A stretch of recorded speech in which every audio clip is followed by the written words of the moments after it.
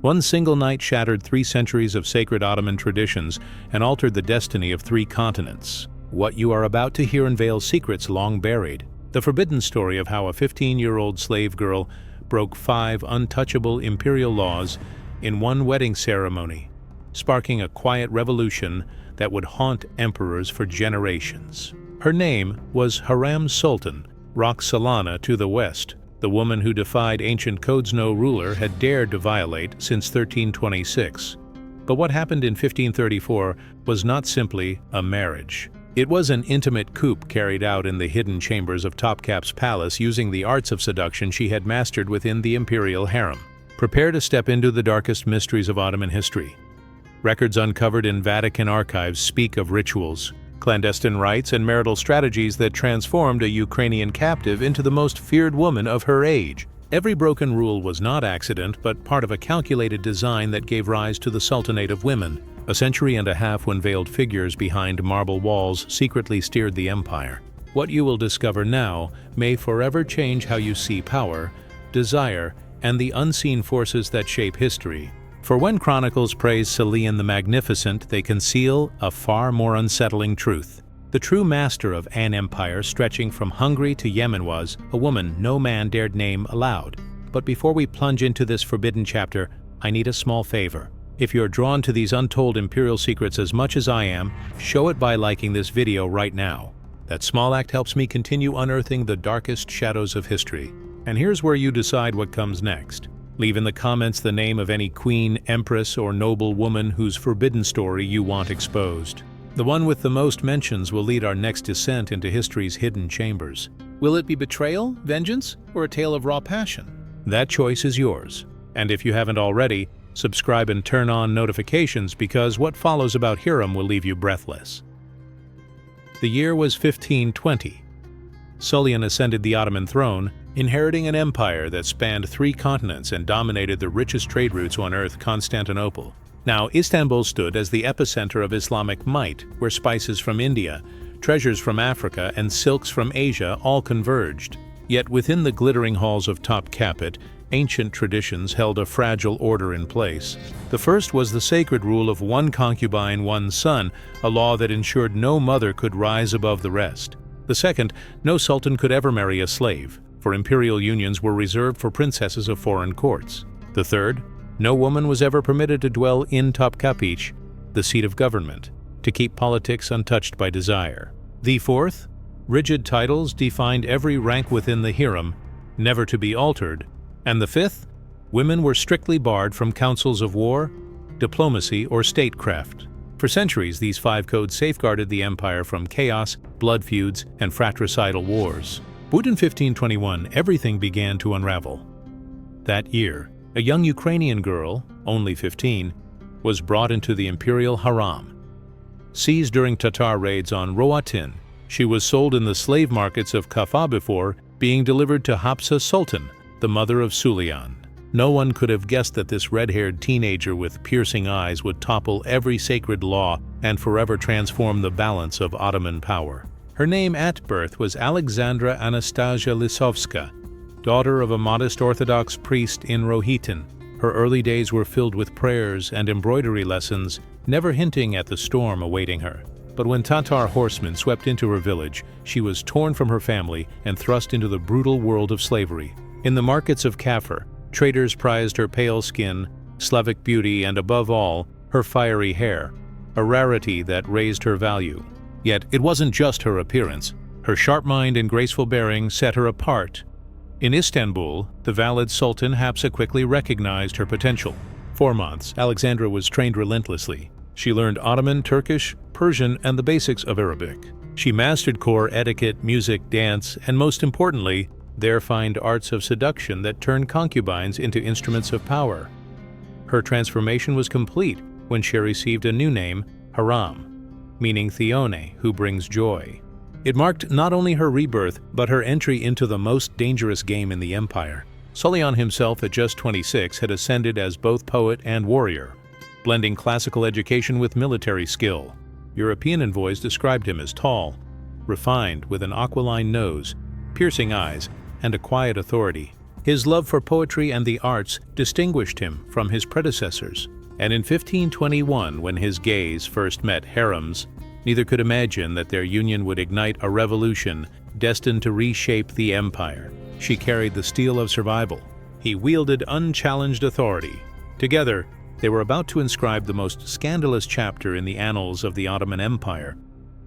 Winter arrived in 1533, bringing with it preparations shrouded in impenetrable secrecy. Not a single court historian dared to document what was unfolding, yet scattered diplomatic correspondence and rare eyewitness accounts hint at the magnitude of what lay ahead. For 13 years, Hürrem had done far more than capture Suleiman's heart. She had meticulously crafted a strategy intended to dismantle the very pillars upon which Ottoman tradition stood. The first violation had been years in the making. According to long-standing custom, a concubine was permitted to bear only one son before being quietly removed from the Sultan's favor. Hürrem shattered this rule not once but repeatedly. Mehmed arrived in 1521. Mihrima followed in 1522. Then came Selim in 1524, Bayezid in 1525, and later Abdullah and Cihangir.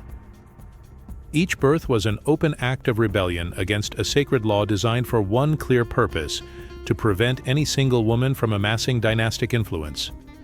By tradition, once a concubine delivered a male heir, she would never again be summoned to the Sultan's chamber. But Hürrem rewrote the rules entirely. Hürrem shattered that precedent, monopolizing Suleiman's lineage after Mustafa. The son of Mahadevin was exiled to govern Addiston province. Whispers spread through the harem.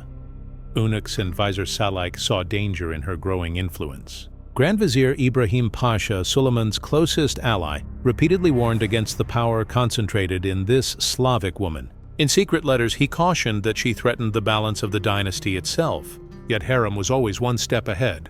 Her strength lay not only in her children, but in her mastery of psychology. In Suleiman's most intimate hours, she offered not only affection, but political counsel wrapped in irresistible seduction. Over time, the Sultan began to consult her before making decisions of state. Foreign ambassadors watched in disbelief. Venetian envoy Bernardo Navigero wrote in 1530, "This woman of barbarian origin wields more influence over His Imperial Majesty than any counselor. No decision is made without her." Her second violation required unprecedented boldness. Since the reign of Orhan in the 14th century, no Ottoman sultan had ever married a concubine. Royal weddings were reserved for foreign princesses, never for slaves. Yet Hürrem resolved to change this. First, she removed her greatest obstacle, Hafsa Sultan, Solman's mother, and the only woman powerful enough to oppose her. Official records claimed she died of illness in 1534, but palace physicians later suggested signs of slow arsenic poisoning. With Hafsa gone, Hürrem moved to undermine Ibrahim Pasha himself. A whisper campaign painted him as ambitious, even treacherous, gradually eroding Suleiman's trust. At the same time, Hürrem tightened her hold over Suleiman's emotions. She alternated fragility with fierce loyalty, threatening to leave the palace if her position remained insecure. Suleiman bound to her in more than desire, Gavin. The marriage preparations began in secret, a scandal in themselves. Because the law forbade a slave's union with a sultan, scholars were persuaded to approve a loophole. Hürrem would be formally freed by imperial decree every day of the wedding. Technically legal, but to the old guard, it was nothing short of heresy, a slave elevated to empress. The third violation came with her move from the old palace to Topkapi itself, the empire's beating political heart. Since the conquest of Constantinople, women of the Hürrem had been forbidden from residing within government halls, a law meant to keep passion and politics apart. Yet, in 1534, a suspicious fire was reported at the old palace, conveniently justifying Hürrem's relocation. Later investigations found no evidence of serious damage. The fire was likely staged, an excuse for her permanent presence at Topkapi. From her new chambers, her room gained something no woman before her had possessed: direct access to power. Specially constructed barred windows allowed her to watch the meetings of the Imperial Council. Secret passageways linked her rooms to Suleiman's chambers, enabling private discussions during state sessions. These tunnels uncovered, centuries later revealed the architectural precision of a conspiracy designed to weave her influence into thievery structure of the palace. The fourth violation would be even more audacious: the invention of an entirely new title within the Ottoman hierarchy, one never before granted to any woman of the Hurrem. The title Haseki Sultan did not exist in Ottoman tradition. Pum needed a rank that would elevate her above every concubine, imperial princess, and even the wives of viziers, one with no precedent her enemies could use against her. It was a brilliant act of political invention. Haseki came from Persian, meaning the sole favorite, while the addition of sultan, a word once reserved only for male royals, gave her an authority equal to Europe's crowned empresses. For a former slave, it was unthinkable. Palace scholars bent over manuscripts, twisting classical texts into theological justifications for this audacious new title. The preserved documents in the palace library reveal how strained and radical these arguments truly were, exposing the intellectual acrobatics required to legitimize what tradition forbade. But Hürrem's boldest violation was yet to come: her direct participation in the empire's government. Women of the Hürrem had always been confined to reproduction and entertainment, their voices sealed away from politics, war, and diplomacy. Hürrem demolished that barrier. Through eunuchs, hand-picked concubines, and bribed servants, she built a secret information network that rivaled the empire's own intelligence services. No intrigue, no alliance, no betrayal escaped her notice. Armed with this web of knowledge, she anticipated conspiracies before they erupted, identified weaknesses among rivals, and whispered strategies to Sullian that shaped the fate of nations. Foreign ambassadors soon realized the truth. Access to Ottoman power required winning over Hürrem herself. The French envoy Antoine Escalain Diegard wrote in 1541, "He who seeks favor from the Grand Turk must first secure the goodwill of his sultana, for no decision is made without her." The wedding night at last arrived, its exact date conspicuously erased from official chronicles. For 13 years, she'd maneuvered for this moment, and now the empire held its breath. The ceremony was unlike anything seen before. Byzantine jewelers, Arab perfumers, and masters of imperial fashion prepared her in secret, transforming a slave girl into a figure of empress-like majesty. Treasures once reserved for dynastic princesses adorned her, while the ceremony itself fused Islamic ritual with Byzantine imperial pomp, a symbolic union of cultures and a clear statement that she had redrawn the very rules of power. Every gesture, every vow carried weight far beyond the wedding itself. Those present understood they were witnessing not just a marriage, but a constitutional upheaval. The bridal chambers, decorated with opulence, surpassing even coronations, became the stage where legal, religious, and political boundaries were all broken at once. Yet beyond ritual, the night sealed her dominance. After this union, no great decision would bypass her. The hours that followed were not only about intimacy, but about strategy. Together, Hürrem and Sultan planned reforms, succession policies, and ways to silence the backlash that would erupt across the empire. Venetian spies reported the event with confusion at first, calling it an eccentricity of the Sultan. Only later did they realize this was not romance, but revolution disguised as matrimony. The transformation was immediate. Pum's 5 transgressions shook the empire like an earthquake, altering the balance of power across 3 continents. The first consequence struck at dynastic stability itself. By breaking the rule of one concubine, one son, she created a crisis unlike any before. With 6 of her children positioned against Mustafa, the eldest son of Mahadevran, the threat of a fratricidal war loomed over the dynasty. Mahadevran, once the Sultan's favorite consort and mother of the presumed heir, suffered a swift and brutal fall. Archival records show her allowance was slashed, her chambers reassigned, and her attendants reassigned to her service. Letters later uncovered from her hand reveal her despair at being pushed into irrelevance. While realizing her son, Mustafa now faced rivals backed by a mother far more powerful than herself. Hürrem's campaign against Mustafa became her most dangerous game. Over 2 decades, she waged a ruthless smear campaign, slowly poisoning Sultan's trust in his own son. Step by step, she prepared the ground for a struggle that would plunge the empire into blood. Hürrem's deadliest move came through the shadows of the palace. Using her network of spies, she planted forged evidence that Prince Mustafa, Sultan's firstborn and the Janissaries' beloved commander, was conspiring with the empire's sworn enemies, the Safavids. The deception reached its climax in 53 during Sultan's Persian campaign. Together with her ally Rus Pasha, now Grand Vizier, through marriage to Hürrem's daughter, Makima, she produced documents so flawless they bore Mustafa's own personal seal, stolen through bribes from his secretaries. Summoned to his father's tent on the plains of Kona, Mustafa walked in, trusting the ancient guarantee of safety princes were granted during family audiences. But behind the silk curtains, the mute executioners lay in wait. In that suffocating space, they seized him with bowstrings, strangling the air as Sullivan himself stood unmoved, watching the life drain from his eldest son. The empire shook. Chroniclers recorded Janissary uprisings in protest of their murdered commander, revolts that had to be crushed with brutal force, temporarily crippling Ottoman strength on several fronts. In Europe, courts reacted instantly. Charles V, Ferdinand I of Austria, and Francis I recalibrated their policies, calculating how Ottoman instability might be exploited, tore claim lands, or forge new alliances. But Mustafa's death was only the first shockwave. From it rippled 5 monumental transformations that reshaped the empire. First, Suleyman's marriage to Hürrem set a precedent that shattered centuries of dynastic custom. No longer would Ottoman rulers be bound to unions with foreign princesses. From then on, slave concubines could be elevated to legitimate imperial wives. The balance of power with Europe shifted. Royal marriages were no longer tools of diplomacy. Hürrem's own daughter-in-law, Hürrem Sultan, of Venetian origin and once a slave herself, became the first to benefit, claiming the title of Hasekiand. Continuing the revolution her mother-in-law began. Ambassadors across Europe had to rewrite their playbooks. Power no longer lay solely with the Sultan and his viziers. As the Venetian envoy Marino Cavalli warned in 1560, those who cling to the old methods will find themselves locked out of true influence. One must now court both the Hürrem and the Dan.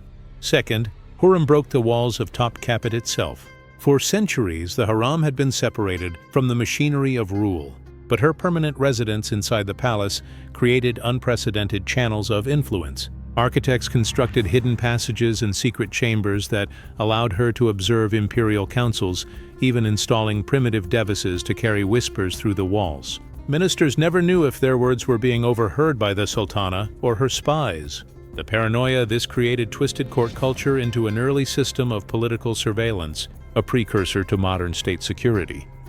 Third, the invention of the title Haseki Sultan permanently elevated the rank of imperial women. Once unique to Hürrem, it became a weapon used by later consorts, Saphir Kursum, Turhan to seize authority, equal to viziers and princes.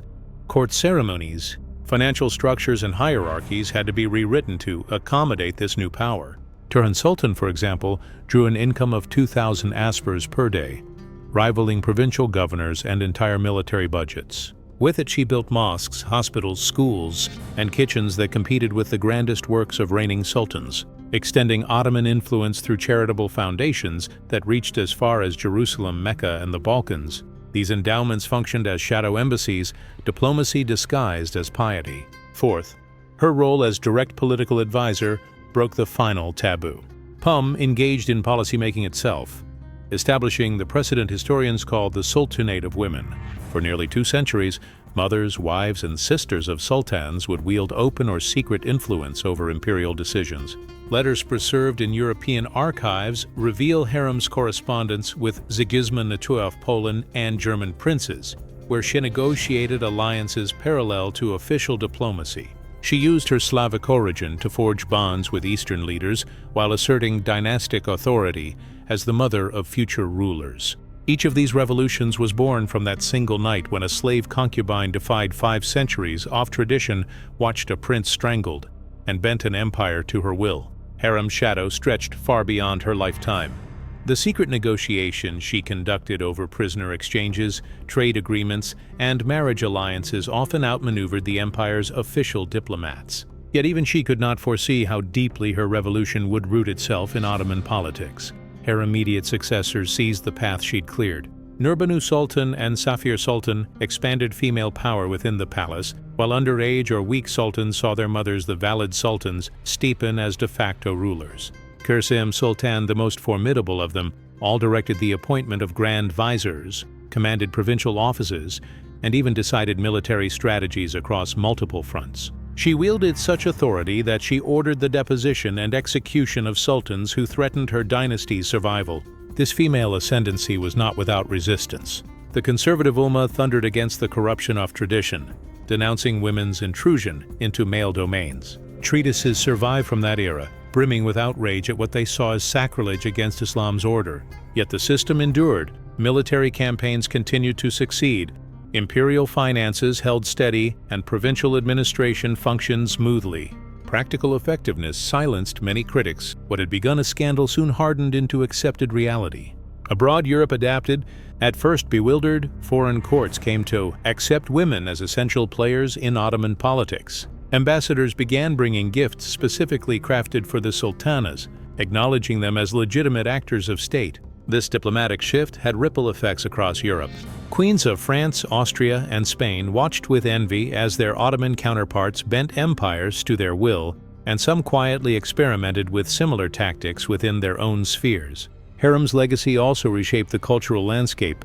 Her architectural patronage in Istanbul and Jerusalem combined faith, charity, and politics into monuments of female authority. Her complexes, mosques, schools, kitchens, and hospitals projected permanence, announcing that women's power in the Ottoman world was not a fleeting anomaly, but a force to be reckoned with. Her death in April 1558, 8 years before Sulian's own, ended her physical reign, but not her revolution. Her mausoleum beside the mosque she had endowed became a quiet site of pilgrimage for women who sought inspiration from her triumphs. Trilingual inscriptions on her tomb in Arabic, Persian, and Ottoman Turkish praised her achievements in terms unimaginable for a slave girl just a generation earlier. Sulian, shattered by her loss, decreed that no other woman would ever inhabit her chambers in Topkapi. That order held until the empire's dissolution in 1922, a silent monument to the singularity of her rule. Still, the machinery she built endured. Successes inherited her titles, her income structures, and her precedents. Through beauty, intelligence, fertility, and ruthless calculation, she had permanently bent one of the world's most conservative empires. Historians now see her as both strategist and architect of a political revolution. Yet the question lingers, did she blaze a trail for women broadly or only secure power for herself and her bloodline? The truth is layered. Hurrem's victories were selfish, but the doors she broke open could never again be sealed. She left future women of the dynasty opportunities they would never have dreamed of under the old order. Her legacy was nothing less than seismic. The 5 traditions she defied on her wedding night became the foundation of a new political order, one that would endure for generations to come. Her story proves something remarkable. Even within the most unyielding systems, one woman's wit, persistence, and boldness can reshape the world. Hürrem Sultan didn't merely survive. In 1534, she fundamentally altered the structure of an empire, influencing the fates of countless rulers who followed. But here's the thing, this is just one story. Hidden within the archives of Europe and Asia lie far darker tales. Betrayals that brought down entire kingdoms, forbidden passions that sparked wars, conspiracies that reshaped continents. If the journey of a young enslaved girl who became the mastermind behind 2 centuries of Ottoman power fascinated you, just imagine what other secrets remain buried in the shadows of history's courts. Think of the queens, consorts, and empresses who quietly commanded kings from behind closed doors. Their stories are out there, waiting to be told. So here's what I need you to do. Hit that subscribe button, turn on notifications, and join me each week as we uncover the most explosive mysteries history has kept hidden. Share this story with someone who loves untold histories. Then drop a comment and let me know, which queen or empress should we reveal next? History has always whispered its most dangerous secrets. The real question is, are you ready to listen?